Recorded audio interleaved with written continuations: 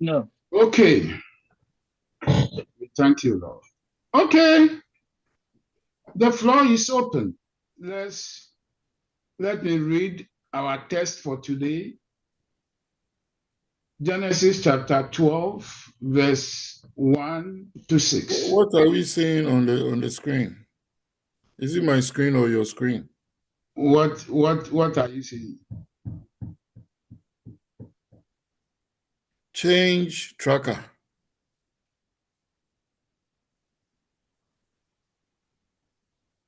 No. This is what I'm sharing. Can you see what I'm sharing? Not before you are saying something. Okay, so what are you seeing now? I'm seeing Genesis 12, 1 to 6, but first you were seeing something different. Oh, okay. Okay. Chain tracker or something. No problem.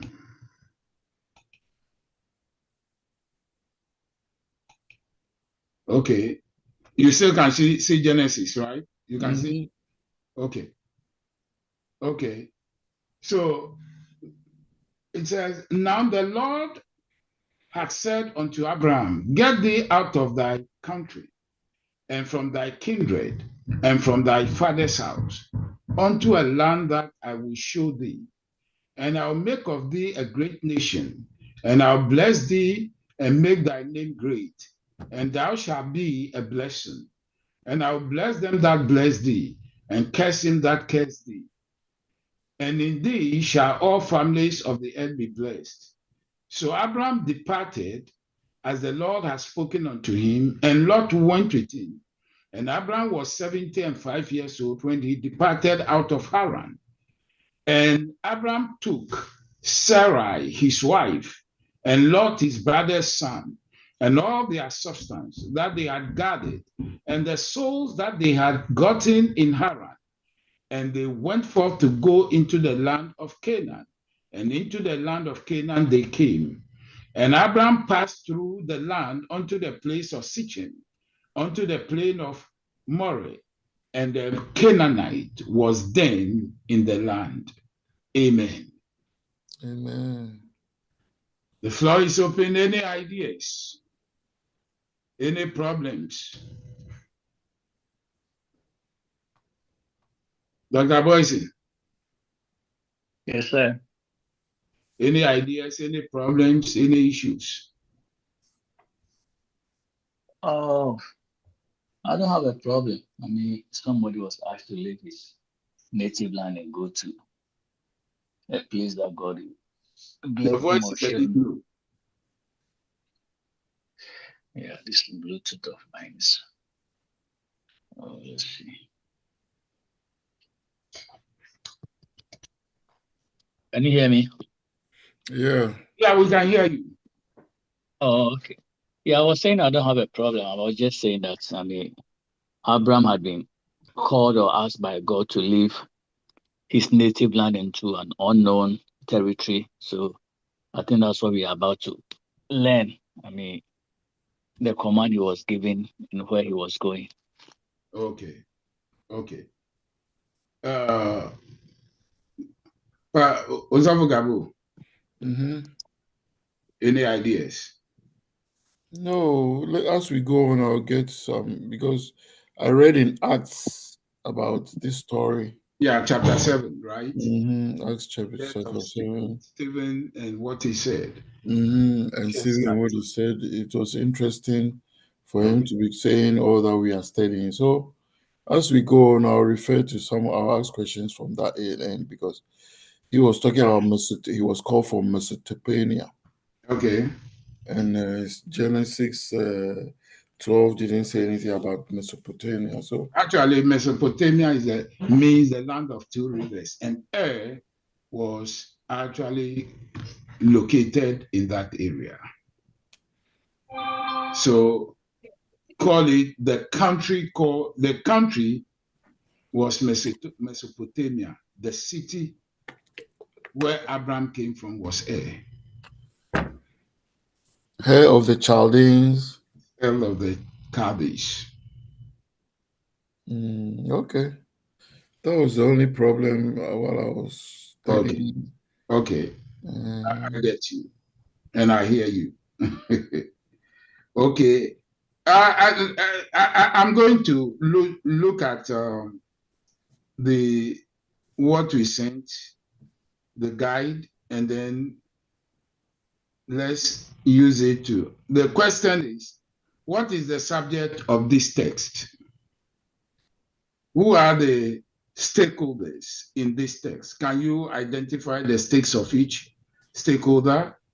What were the commands issued to Abraham according to verse 1?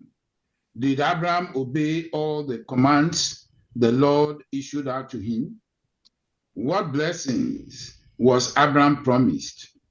Were the blessings conditional? These are questions to guide our study. So, question: if you were asked to provide a subject for this text, what would you say is the subject? I think I would say Abraham obeys the call of God. Okay. Okay. Dr. Gabo, you have a contrary view or a similar view? No, I would say God calling Abraham to move.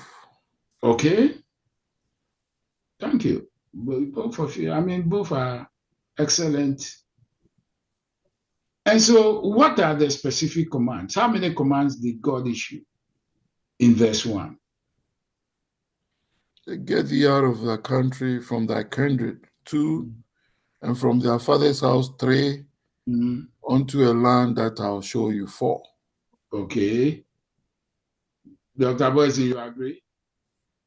Yes, I do, yeah. Okay. Now, I mean, the verse 2 talks about promises, so there are commands and promises. Yes.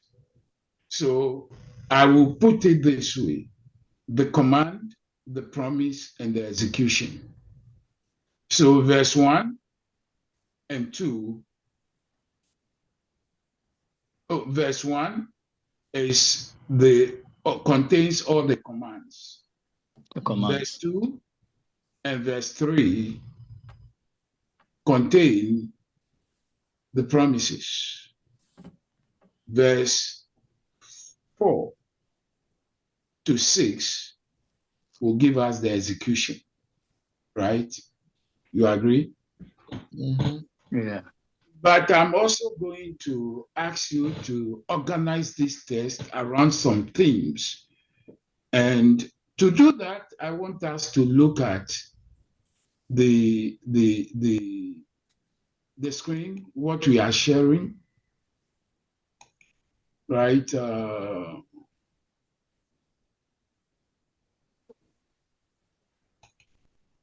Okay.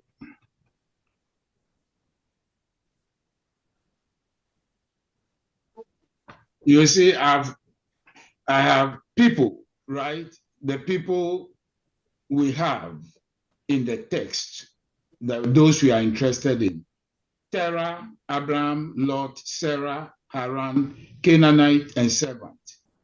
Do you realize they are in the text? Yeah. Okay. And then, excuse me, when you say servant, what do you mean? Was it only one servant? Because the servant it stands for all the servants, right? Okay. So because, why didn't you pluralize them? You just said servant. It says, and Abraham took Sarah his wife, Lot his brother, and all their substance they had there, and the souls that they had gotten in Haran, and they went forth to go into the land of Canaan, and to the land of Canaan they came, right? Okay. So then you also have the question of places, right? We have we have Haran, we have Canaan, we have Sichem, we have plain of Moreh. Do we agree? How about Egypt? So far, up to 1 to 6, Egypt is not mentioned. Not mentioned. Okay, so we are doing only 1 to 6. Okay. 1 to 6, right? And it is to make the test a bit compact, right? Okay, now you realize that I've created a small table. Can you see it? Mm-hmm. And I have the ID, that's what we call the index or the unique key for each person.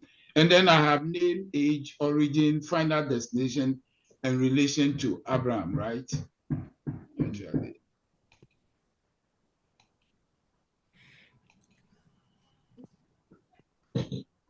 Relation to Abraham, right? So the first person we have is Terah, right? Now, age, the Terah's age has been given as 205. Let's look at Genesis 11, right? Verse 32, right? It's given us, and the days of Terah were 205 years old. And Terah died in Haran, right? Mm-hmm. Okay. So the origin is right? That means Terah started in but his final destination, according to the test, he died in Haran, right? Which means he didn't make it to the final destination, which was Canaan, right? Do you get the picture? Mm-hmm. Mm-hmm. And then his relation to Abraham, he was the father of Abraham. You getting me? Is that in the test? Mm-hmm. Okay. You will understand later, because we are going to learn a bit about understanding and how you develop, you structure knowledge in order to understand it at a deeper level, right? So we are in for a treat. The same things we've done, but now we are going to go a bit deeper. Now I know you people are ready for prime time, right? Okay. And so the second person is Abraham himself, right? Mm-hmm. Okay.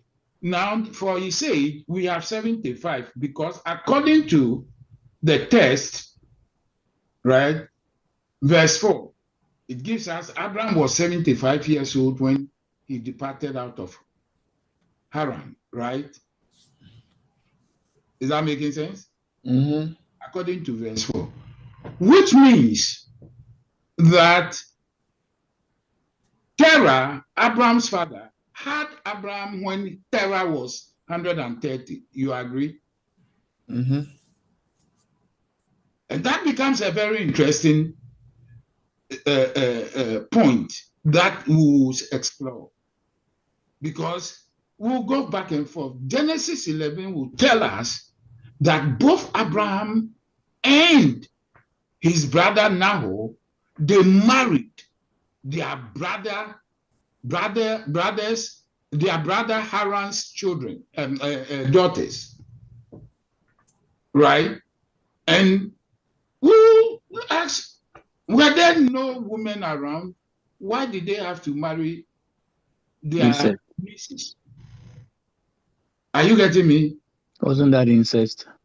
Well, it's something we will answer, and it will force us to go all the way back to Genesis chapter 5 and then come forward and look at the genealogy, and especially look at verse 6.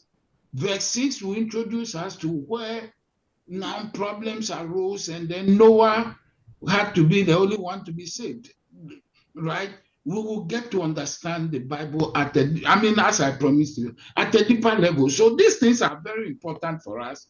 The years, very important for us to get. And then the fact that they married their nieces. Why didn't they want to go outside the family circle to get their wives? Yeah. So incest. Yeah. But why would they do such a thing? Is that making sense? Mm-hmm. Yeah. Was it the reason why maybe Sarah couldn't have the baby? We don't know, but at least Milcah had baby children, so we don't know. We don't know, and it's something we would like to learn. You see, an author may not state facts explicitly, but the author may imply the facts. And the hallmark of a good student, right, is to identify the facts that have not been explicitly stated, which is to say, teasing out the facts, what you call then the implicit facts from the explicit facts. What is explicitly stated and what can be implicitly derived or extracted from what has been explicitly stated. That's quite a skill, right? And we are going to learn, and it will help us to understand the Bible. People think that, oh, if it is not explicitly stated in the Bible, then it couldn't be. No, an author doesn't have to state everything to say everything he wants to say. Are you getting the picture clear? Hello? Mm-hmm. Yes. Yeah, yeah. So it's a skill now we are seriously going to pursue. I bet you, and you'll be blessed. In fact, you realize that something. I have grown. You can use it to really determine how mentally you've grown and how sharp you've become.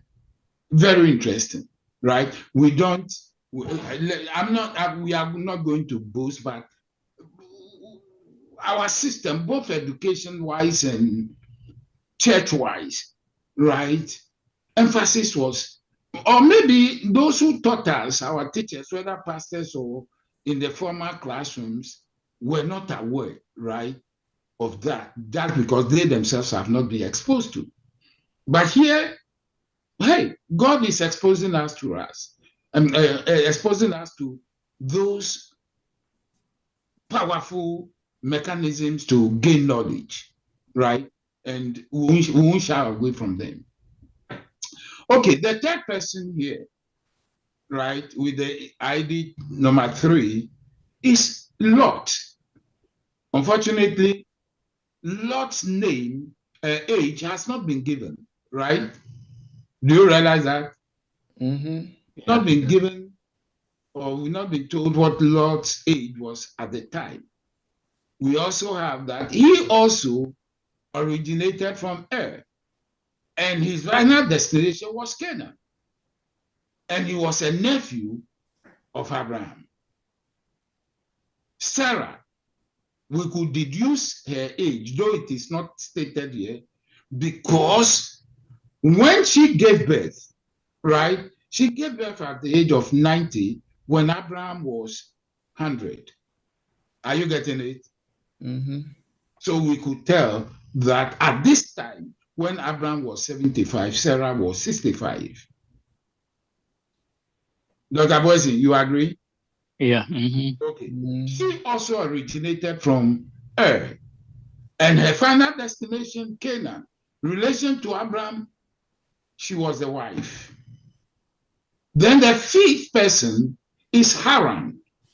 We are not given the age of Haran. We know he died before they even got to Haran, right?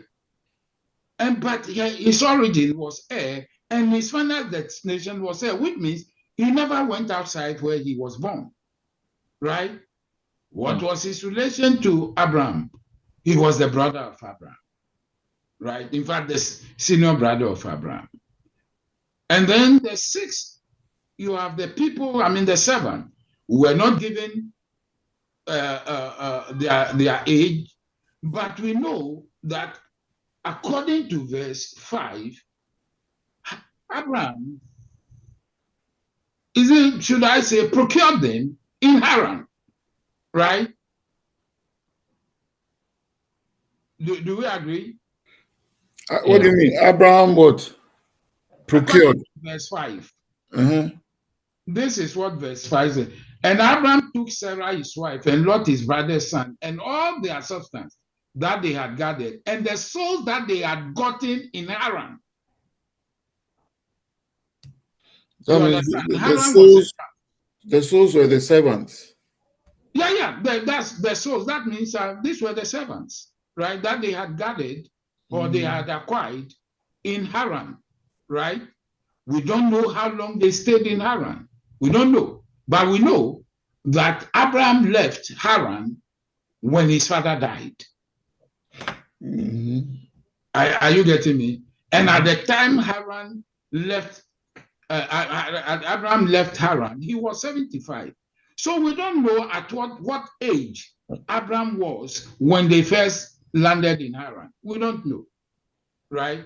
But we are trying to create this sort of table to help us to really get a picture to work with, right? Then the last group is the Canaanites, according to verse 6. Says it ends, and the Canaanite was then in the land, which means Abraham did not meet a virgin land. You agree? Yes. Okay. We don't know their age, but we know that they were in Canaan. And therefore, their final destination, the Bible doesn't tell us if they migrated from there. So, Canaan. So, what will be the Canaanite relation to Abraham? I said, he will be the host or the landlord. Are you getting me? And why did the author make it singular, not plural? Well, the Canaanite can stand for one thing, can stand for many, right? Okay. Yeah. You can say the Canaanites were there, but the Canaanite was there also.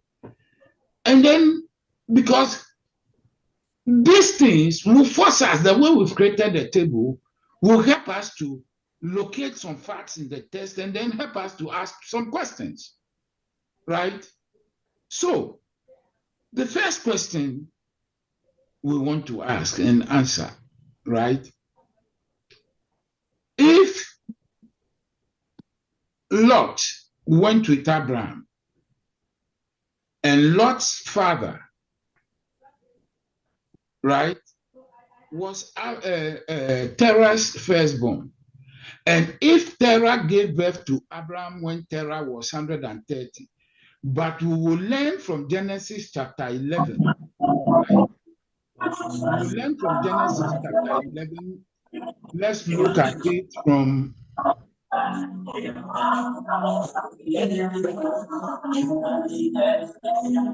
somebody. Can you mute people?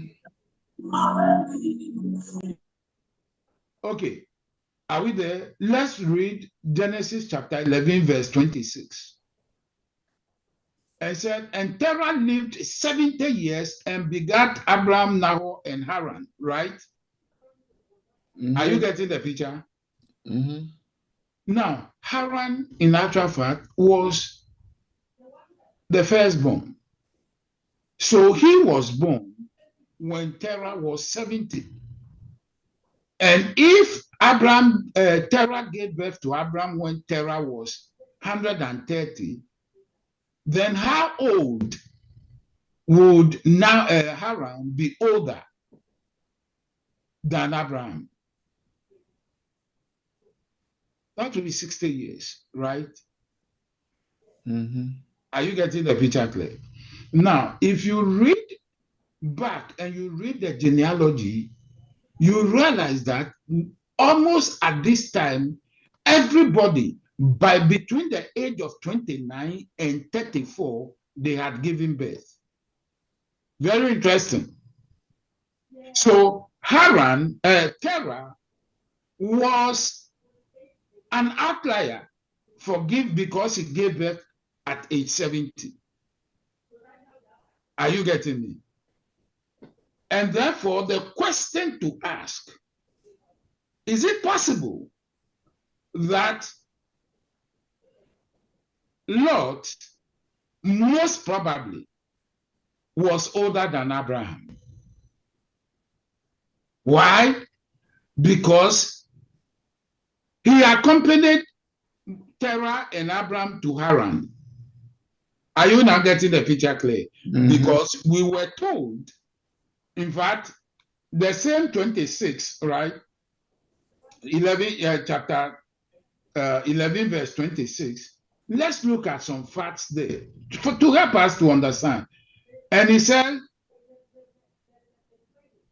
now these are the, he said, and Haran, according to verse 28, Haran died before his father Terah in the land of his nativity in Ur of the Chaldees. So we know that Haran did not accompany the group to the town called Haran. Are you understanding it? Meanwhile, his son Lot accompanied. So we know that at least Lot was born in Ur, not in Haran, because his father didn't go to Haran. Is that making sense? Okay. And if we come back and we realize, we create our chart, and we realize that by age 34, everybody had given birth to their first child.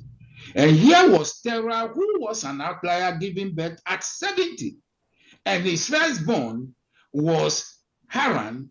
Then it is likely that Haran gave birth between age 29 to 34 or 35 or even 50, even if Haran gave birth at age 50, right? His child will still be older than his brother Abraham. And this fact will guide our understanding. Oh, okay. Somebody who says he's coming. Give me a minute. Let me see the problem she's encountering.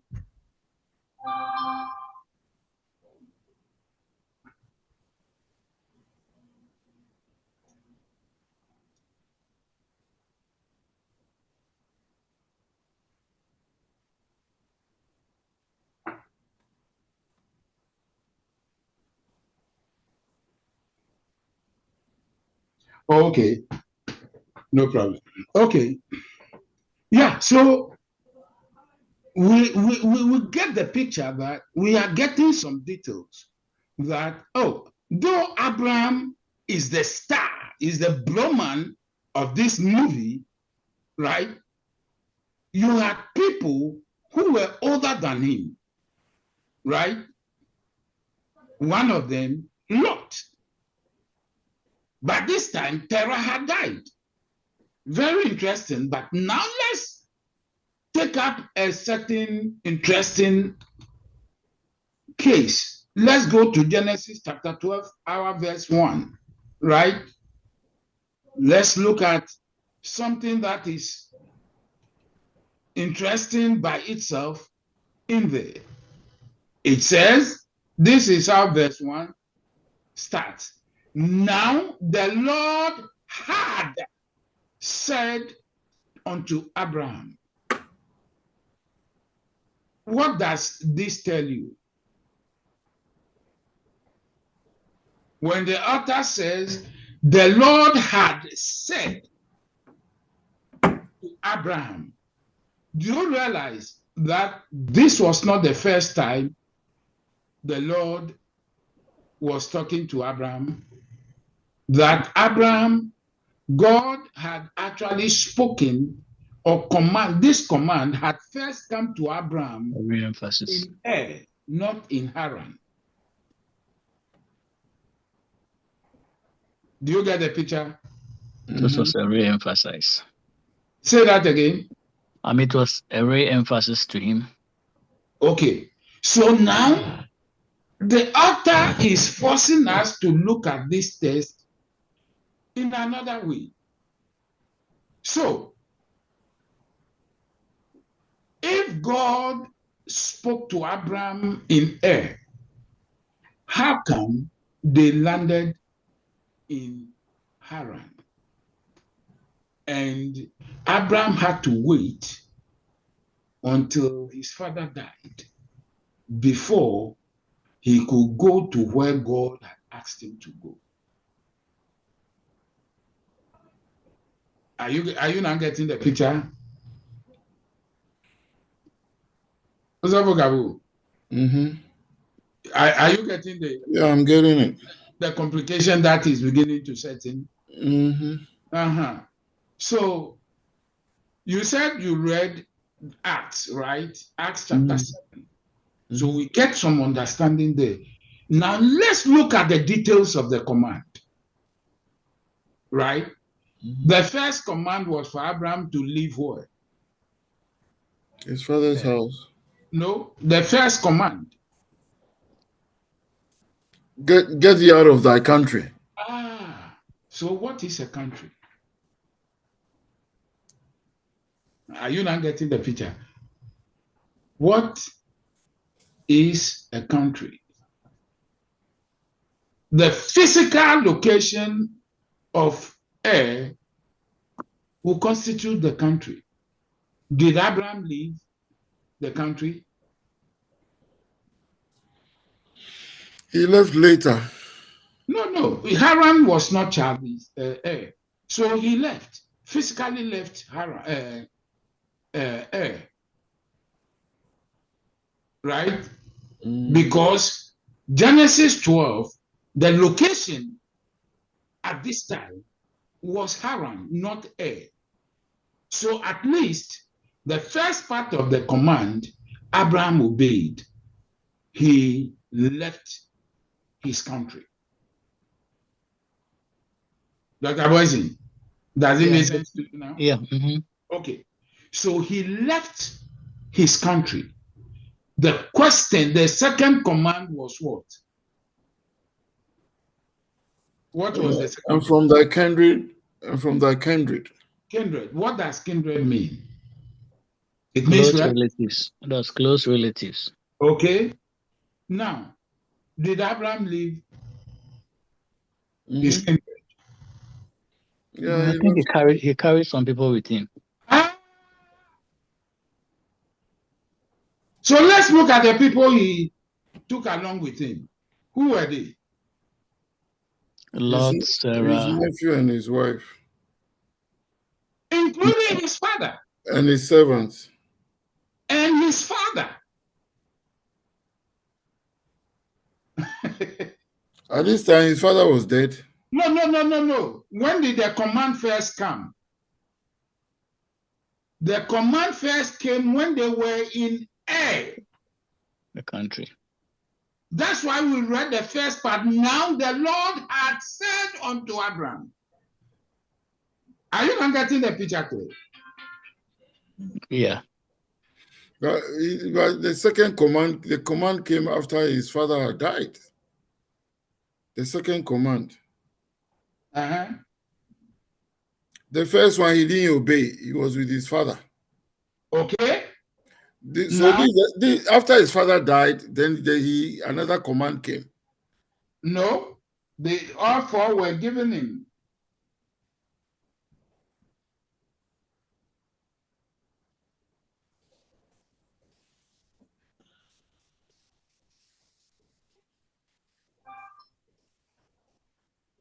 Are we frozen? No, think about it. Right? All the four commands, because the author has not separated the commands. Are you getting the picture clear? The author said, now the Lord has said unto Abraham, get thee out of thy country and from thy kindred and from thy father's house unto a land that I will show thee. So none of the commands was given later. All were given at once. Are you not getting the picture? No, but after his father died, then the old command was re-emphasized. Yes. Yes. The old commands were reissued. Yes. And it contained all the four that had been issued the first time when they were in Ur. Are you understanding? Now, as of this text in verse 1, this was Haran, the place they were in, Abraham and his crew, Haran. That was not Ur. But the command came when they were in air. Are you not getting the picture? Mm-hmm. So, but in terms of the first command to leave country, Abraham obeyed. But the second command to leave his kindred, did he obey? No. Yes. Yes. He obeyed? No, he didn't obey. Mm-hmm.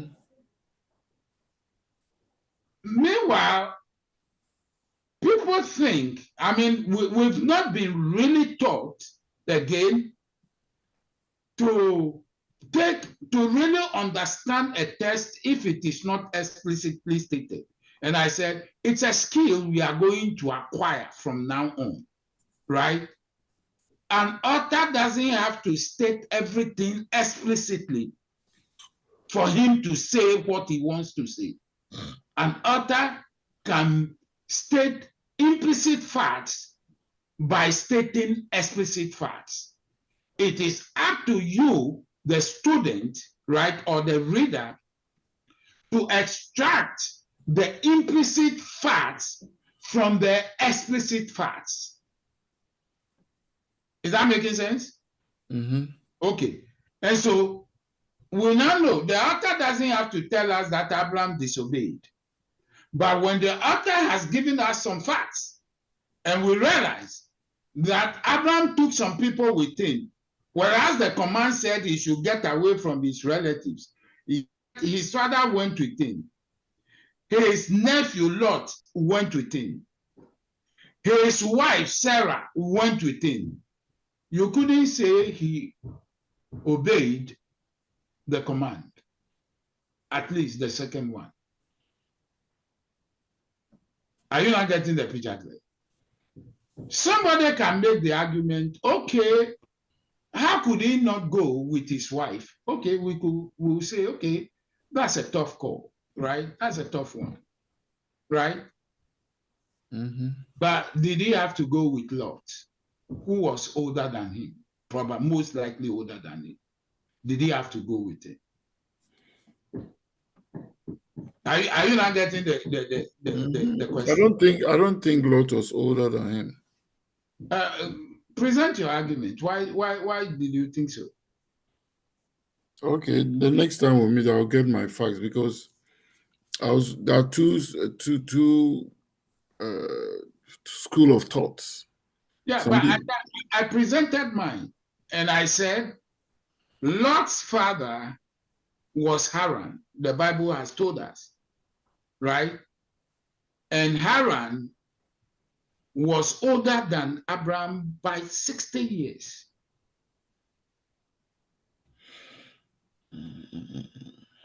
Are you not getting the picture clear? And if you go to verse 1, chapter 11, and you read the genealogy, you realize that in chapter 11, everybody, right, at least by age 29 to 34, had given birth to his first son. Right? Mm-hmm. And therefore, for Terah to give birth at age 70, Terah was an outlier. Are you not getting the argument? Yes. Okay. And so, if Haran was older than Abraham by 60 years, and Haran didn't go to the next town, Haran, with the group, yet his son was old enough to go with the group, right? Then his son Lot will probably be around the age of Abraham, because you are dealing with 60 years. And we've already been given some statistics that between age 29 and 34, most people had given birth. And Terah was the exception, the outlier.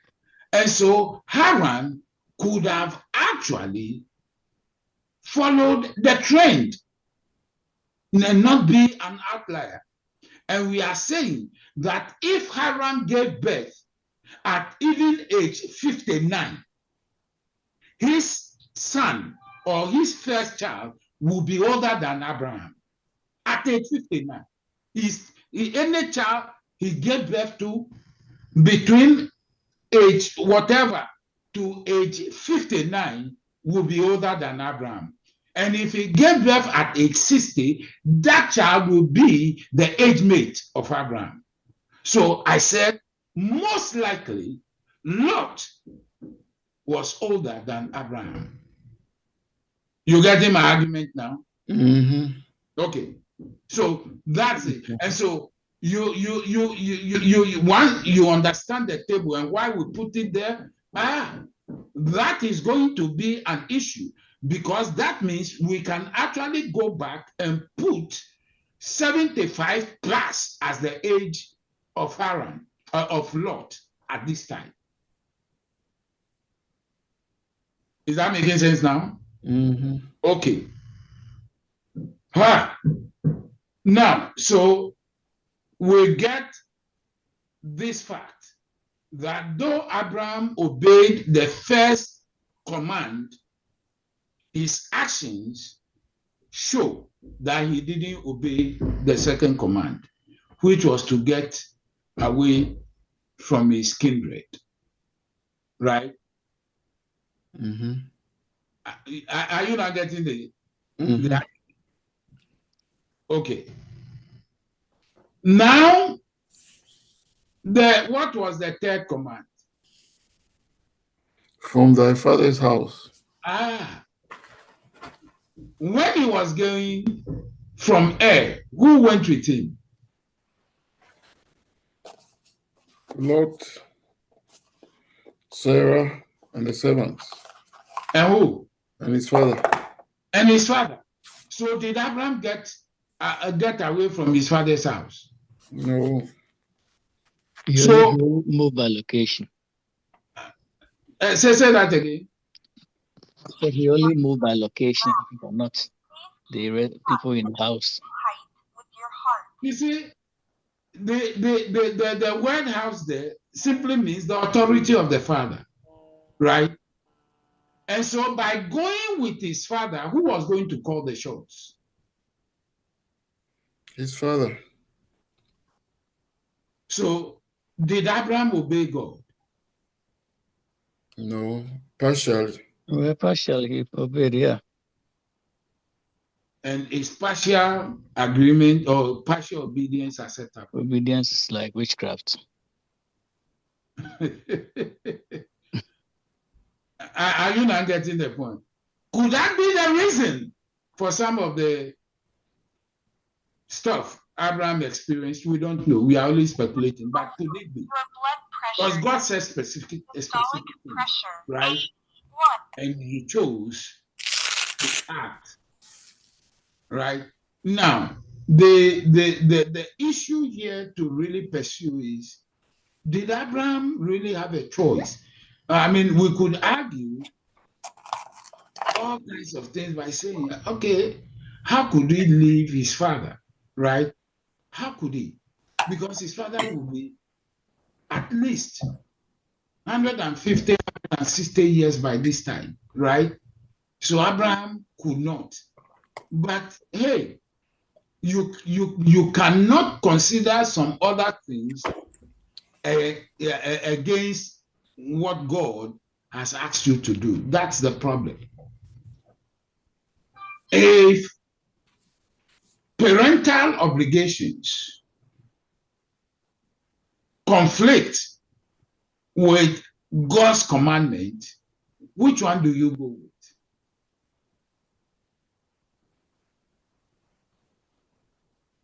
Yeah, I'm asking a question. Gabo, if God says do something, and doing that will mean going against some family obligations, would you do it? It will be tough. Thank you. Well, it depends on who is the higher authority. Well, that's a very valid argument. So who is the higher authority here? Of course, God. Thank you.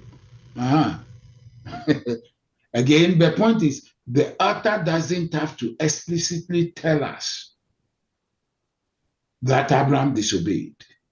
But at that point, can we also say that did Abraham know the Lord very well to know that, okay, this is the Almighty giving me these orders? Unfortunately, it's not an argument I will pursue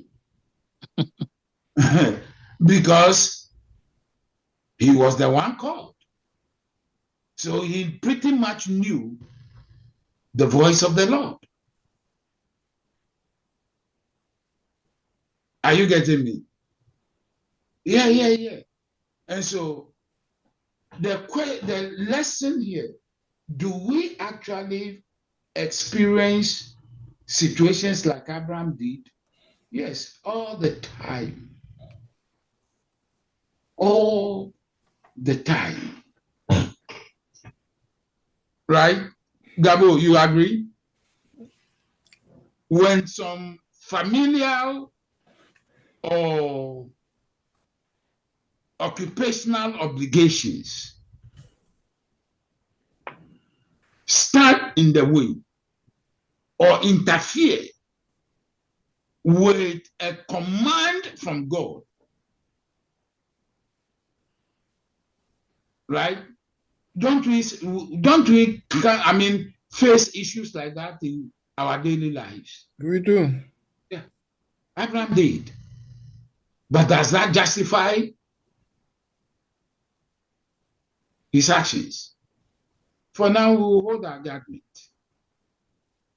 right? But it is instructive for us to understand that the author had stated certain things, and those things have implications, right? But the author has not explicitly stated what the implications were. But it is up to us, right, to tease out by way of inference what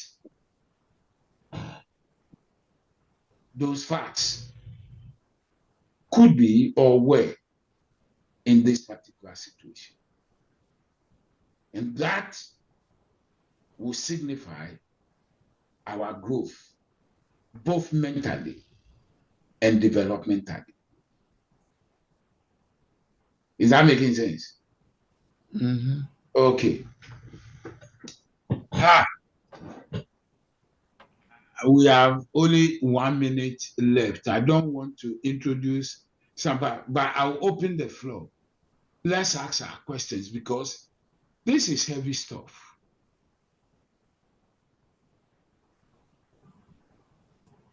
Because next week, we are going to derive some uncomfortable truths, uncomfortable facts out of this, right?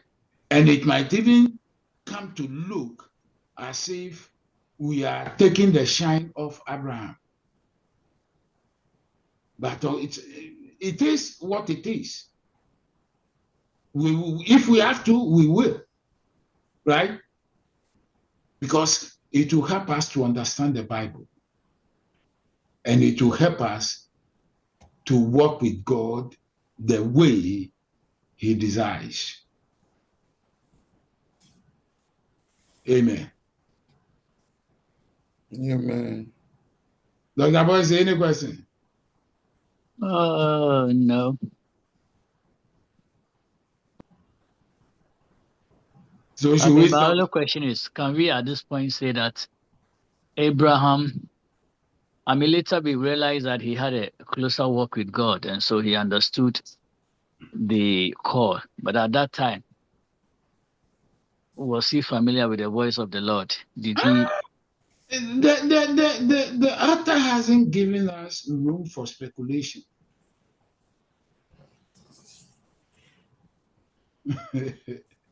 There isn't enough fact, enough material there to tell us his level of spiritual maturity or level of knowledge with respect to the things of God. But for God to choose him, right? Would the author say that? Why would he say that God had already said it, mentioned it to Abraham prior? Which means he stated it earlier on, and either Abraham didn't get the memo well, or he was adamant to move. No, well, that's why again, you have a good point there, by the way. But that's why we are probing this. And we will have supporting evidence from Acts chapter 7 next week, right? Because Stephen said some things that will help us to clarify this. Because it will show that though the call was to Abraham, it was Terah who called the shots. Is that making sense? And so, naturally, his father, you can't say you are going to go against your father's. no, but the point is, did he have to go with his father? When there is an explicit command to move away from your father's, to in fact go out, get away from your father's house, why would you go with him and take instructions and commands from him? When taking commands and instructions from your father would directly pitch you against God. But God still winged it and still worked with him. The fact that the author doesn't say, because if we are to fast forward, why would Abraham, who would seem to be the apple of God's eye, go childless, and he had to complain before God would do something about it? Do you think it was because of his disobedience? Could it be? Here there is room for speculation. Could it be? And again, the author doesn't have to tell us explicitly, but the author could imply it, right? And we are beginning to see, if God said, do this, and you do half of it, right? Does that amount to obedience?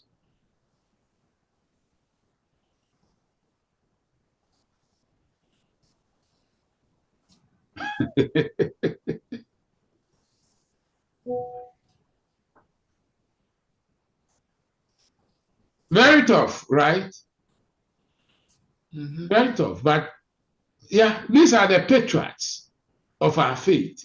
So that if we get to know them better, we will be better informed to make sure we walk properly with God and avoid the mistakes our forebears in the faith made. But one thing I know about God is even our mistakes, he turns them to. Say that again. One thing I've noticed about God, he turns our mistakes to good. Huh? He turns our mistakes to good. Who turns our mistakes to good? God. Well, I don't know about that. No, because we make, you don't make mistakes. We all make mistakes. No, but the fact that you make mistake doesn't justify the fact that you made a mistake. Yeah, we all make decisions, mistakes. We all make, but we are learning from this, apart from the gaining some sophistication by way of interpreting text, right? We are also getting to understand what not to do when you are dealing with God. Because well, I don't know. Because in our lives, from childhood to today, we made a lot of mistakes.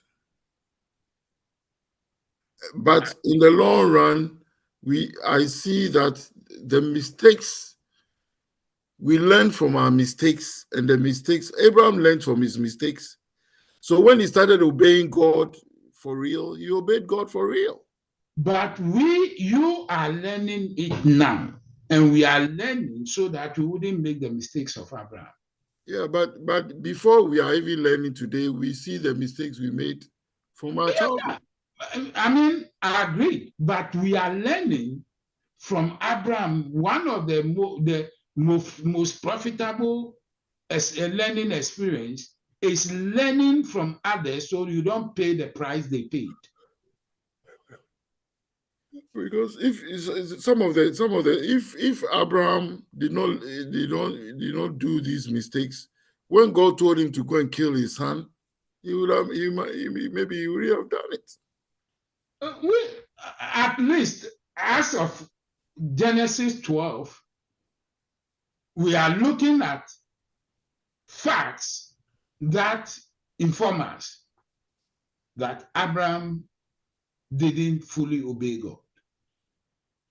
Yeah, but he didn't fully obey. But in the long run, we are not talking about the long run, and I don't think Abraham really needs you trying to justify his actions. If he had the ability to talk now, you say, Brother Charles, don't excuse my mistakes. because naturally, so Onupa, you've never sat down and looked back in your life and noticed that some of the mistakes you made, even sometimes, were good for you.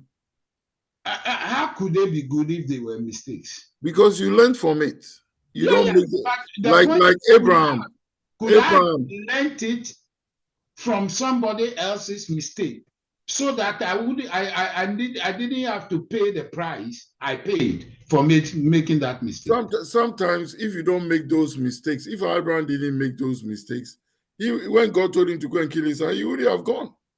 That is fine, but it's still that still doesn't justify the fact that he was disobedient. You are trying to justify disobedience, and I'm saying that is a no. That is a no-no. Until chapter 12, we hadn't heard anything about, maybe part of 11, we hadn't heard anything about Abraham and any discourse with God. So I don't think I was even familiar with the voice of God. Just no. Samuel was called I'm not going to buy. You have to understand that the Bible, right, says says a lot in few words. And that's the skill I want you and I to really acquire. You understand? Because the author will say certain things, and it is up to you to extract a lot of things. That's why we learned about propositions, right? And I think next week we'll look at the proposition. There are 26 propositions in this. That tells you we are talking about how many over 10 million ideas.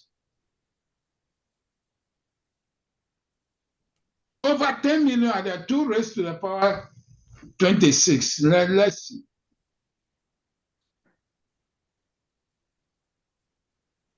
2 to the power 20. I thought we were close. We didn't close anymore. 67 million. There are 67 million ideas in this, right? A lot of material there. And we want to be able to develop the skills to extract this.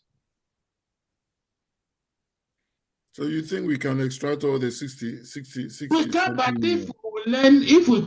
we learn how to extract one, right? We can use the same principle to extract as many as we could. And if we have time, extract all the 67 million. Wow. In fact, that is the journey we are on. That's the quest. Is that making sense? So when we try to excuse Abraham's mistakes, simply because there is a lot of tests to make Abraham look like he was the angel that, no. The author has put certain things there. It is up to us to learn the skill of teasing material out of explicit material and then making judgments out of it.